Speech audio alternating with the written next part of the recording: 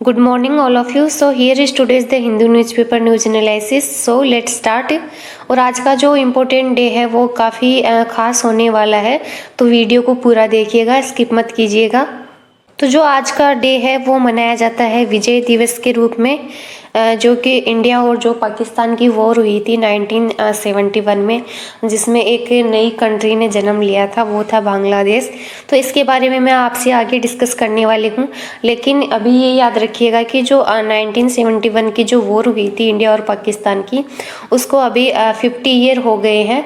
तो उसको एक ख़ास तरीके से सेलिब्रेट करने के लिए जो अभी रिपब्लिक डे मनाया गया था 2021 का इंडिया का, तो उसमें बांग्लादेश के जो आर्मी थी उसने भी उस परेड में पार्टिसिपेट किया था। तो जो फर्स्ट न्यूज़ है वो सेमी कंडक्टर के बारे में है। तो उसके लिए कैबिनेट ने अप्रूव किए हैं 76,000 करोड़ का जो बजट अप्रूव किया है, उसके बारे में है। तो सेमी कंडक्टर क्या होता है उसका स्टैटिक पोर्शन हम देख लेते हैं। तो जो सेमीकंडक्टर होता है वो होता है a material product usually comprised of silicon which conducts electricity more than an insulator. तो ये ध्यान रखिएगा। और जो सेमीकंडक्टर होता है उसका जो यूज किया जाता है वो मैन्युफैक्चरिंग में यूज किया जाता है। तो जो सेमीकंडक्टर होता है वो दो तरह का होता है। तो जो फर्स्ट होता है वो होता है पी टाइप, जिसमें जो मेजॉरिटी कैरियर्स होते हैं वो होते हैं होल्स, और जो माइनॉरिटी रहती है वो रहती है इलेक्ट्रॉन्स की। और अगर बात करें एन टाइप सेमीकंडक्टर की, तो इसमें जो इलेक्ट्रॉन्स होते हैं वो मेजॉरिटी कैरियर्स होते हैं, और जो होल्स होते हैं वो माइनॉरिटी कैरियर्स होते हैं। तो आगे की न्यूज़ है वो यूएस के बारे में है। इसमें एक इम्पोर्टेंट लोकेशन दे रखी है, वो है गल्फ ऑफ आदेन। इसके बारे में हम जान लेते हैं। तो जो गल्फ ऑफ आदेन है वो उसे गल्फ ऑफ बेरबरा के नाम से भी जाना जाता है, ये ध्यान रखिएगा। ये कनेक्ट करता है जो रेड सी है उसको बैब एल मंडेब स्ट्रेट है उससे कनेक्ट करता है। तो अगर बात करें जो गल्फ ऑफ आदेन है तो ये है गल्फ ऑफ आदेन, और जो ये बैब एल जो मंडेब जो स्ट्रेट है वो ये है, और ये है रेड सी, और ये है यमन। तो जो रेड सी है वो कनेक्ट होता है मेडिटेरियन सी से वाया स्वेज कैनाल। तो ये ध्यान रखिएगा, जो स्वेज कैनाल है वो कनेक्ट करती है रेड सी और जो मेडिटेरियन सी है उसको। और जो यूएन क्लोज है जो मेरीटाइम रूल से रिलेटेड है, तो वो बनाया गया था 1982 में, ये ध्यान रखिएगा। और जो अमेरिका है वो इसका मेंबर नहीं है। तो आपसे क्वेश्चन पूछा जा सकता है कि जो अमेरिका इसका मेंबर है तो वो इसका मेंबर नहीं है, तो ये ध्यान रखिएगा। तो जो अगली न्यूज़ है वो बात करती है जो 12th क्लास की जो हिस्ट्री की एनसीईआरटी है, उसमें दिया गया है कि जो शाहजहां और जो औरंगजेब है उन्होंने ग्रांट दिया था फॉर रिपेयर ऑफ टेम्पल्स। तो इसके रिगार्डिंग एक प्ली आई थी कोर्ट में, तो उसको लेके ये न्यूज़ दी गई है। तो एनसीईआरटी क्या है उसके बारे में हम जान लेते हैं, उसकी फुल फॉर्म क्या है। एनसीईआरटी है उसकी फुल फॉर्म है national council of educational research and training, जो कि एक ऑटोनोमस ऑर्गेनाइजेशन है गवर्नमेंट ऑफ इंडिया की, जिसे बनाया गया था 1961 में। तो ये ध्यान रखिएगा। और जो अभी डायरेक्टर हैं इसके वो है डॉक्टर श्रीधर श्रीवास्तव, तो ये ध्यान रखिएगा। और ये आती है मिनिस्ट्री ऑफ एजुकेशन के अंडर में। जो अगली न्यूज है वो मुल्ला पेरियार डैम के बारे में है, जो केरला और तमिलनाडु के बीच में जो इशू बना हुआ है इसके पानी को लेके। तो जो मुल्ला पेरियार डैम है ये बना हुआ है पेरियार रिवर पर केरला में, जो लोकेटेड है कार्डमम हिल्स में वेस्टर्न घाट में। और जो पेरियार रिवर है ये लॉन्गेस्ट रिवर है केरला की, तो ये ध्यान रखिएगा। और अगर बात करें जो मुल्ला पेरियार डैम है इसकी लोकेशन की, तो ये मुल्ला पेरियार डैम है, और जो पेरियार टाइगर रिजर्व है वो भी यहीं पे लोकेटेड है। तो इसके रिगार्डिंग आपसे क्वेश्चन पूछा जा सकता है क्योंकि अभी ये काफी न्यूज में है। तो जो अगली न्यूज है वो जो तमिलनाडु में चॉपर क्रैश हुआ था सीडीएस का, उसके रिगार्डिंग है। जो कैप्टन वरुण सिंह है जिनका ट्रीटमेंट कंटिन्यू था, उनका अभी देहांत हो गया है, तो उसके बारे में है। तो सीडीएस के रिगार्डिंग आप एक चीज़ ध्यान रखिएगा कि जो जनरल विपिन रावत है वो फर्स्ट सीडीएस थे इंडिया के, और जो सीडीएस के रिगार्डिंग जो रिकमेंडेशन दी गई थी वो दी गई थी कारगिल कमेटी के द्वारा, तो ये भी ध्यान रखिएगा। तो जो अगली न्यूज़ है वो सेंसस के बारे में है। तो जो अभी सेंसस प्रस्तुत किया जाएगा 2021 का, इस कारण ये काफ़ी न्यूज़ में है, तो इसके बारे में आपको जो स्टैटिक पोर्शन है उसके बारे में पता होना चाहिए। तो जो सेंसस है उसका स्टैटिक पोर्शन हम देख लेते हैं।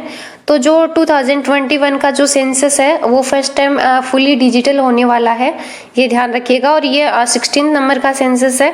और जो अभी फाइनेंस मिनिस्टर है उन्होंने बजट एलोकेट किया है 37.69 बिलियन फॉर सेंसस, ये भी ध्यान रखिएगा क्योंकि अभी सेंसस न्यूज में है तो आपसे इसके रिगार्डिंग क्वेश्चन पूछा जा सकता है कि कितना बजट एलोकेट किया गया है। और जो सेंसस आता है वो आता है मिनिस्ट्री ऑफ होम अफेयर के अंडर में। और जो स्लोगन है 2021 के सेंसस का वो है ओवर सेंसस ओवर फ्यूचर। और इसके अलावा अगर बात करें कि जो फर्स्ट टाइम जो सेंसस प्रस्तुत किया गया था वो किया गया था 1872 में लॉर्ड मेयो के द्वारा। और जो 1881 में जो कंप्लीट सेंसस जो प्रेजेंट किया गया था वो किया गया था लॉर्ड रिपन के द्वारा, तो ये ध्यान रखिएगा।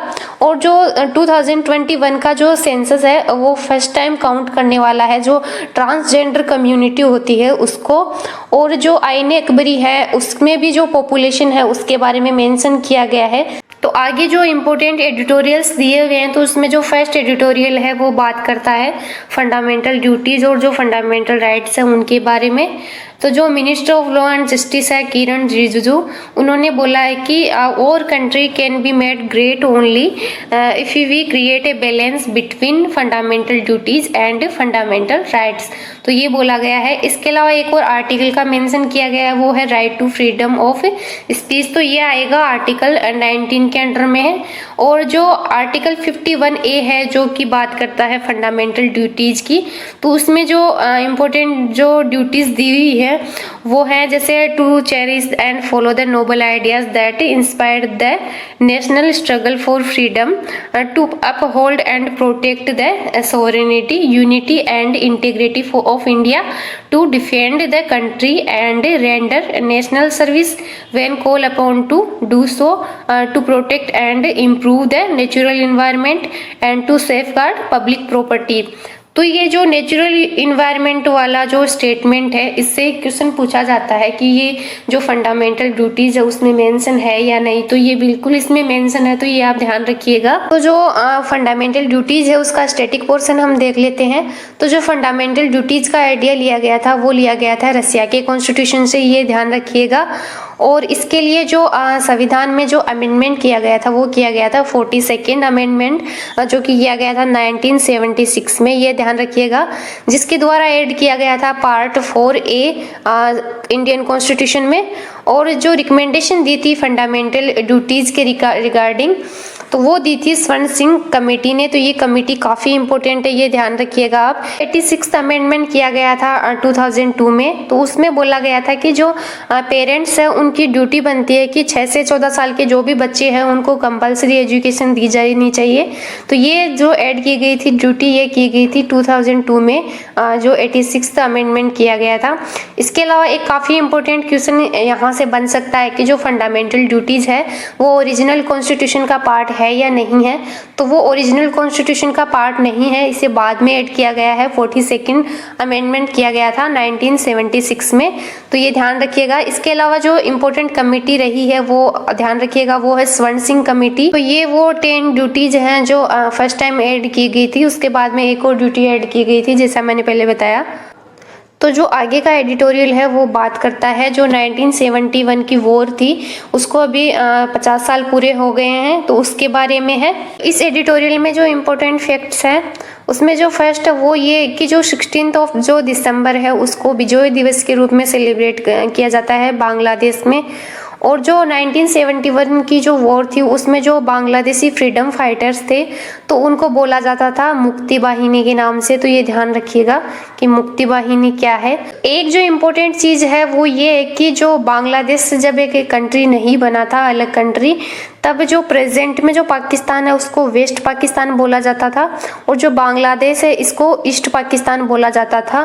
तो ये क्वेश्चन पूछा जाता है कि जो वेस्ट बंगाल है उसको वेस्ट बंगाल क्यों बोलते हैं जबकि वो तो जो इंडिया है उसके ईस्ट साइड में है। तो वेस्ट बंगाल को वेस्ट बंगाल इसलिए बोलते हैं कि जब बांग्लादेश नई कंट्री नहीं बना था तो जो ईस्ट पाकिस्तान था उसके वेस्ट में पड़ता था वेस्ट बंगाल, उसके वेस्ट साइड में था, इसलिए इसको वेस्ट बंगाल बोलते थे। तो ये जो दोनों एडिटोरियल्स है ये बात करते हैं कोविड-19 जो वैक्सीनेशन के बारे में।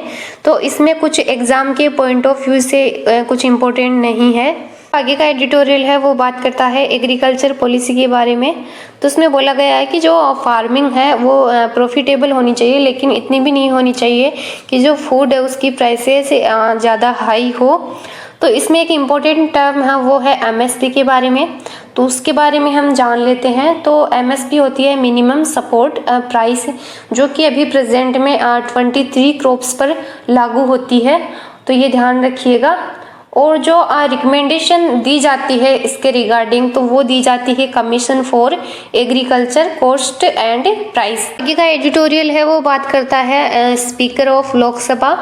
तो उसके रिगार्डिंग जो आर्टिकल इम्पोर्टेंट है वो है आर्टिकल 93, जो बात करता है कि जो स्पीकर है लोकसभा का उसके बारे में और जो डिप्टी स्पीकर है उसके बारे में। तो आज के लेक्चर में बस इतना ही। वीडियो अच्छी लगे तो लाइक कीजिएगा, शेयर कीजिएगा और चैनल को सब्सक्राइब कीजिएगा।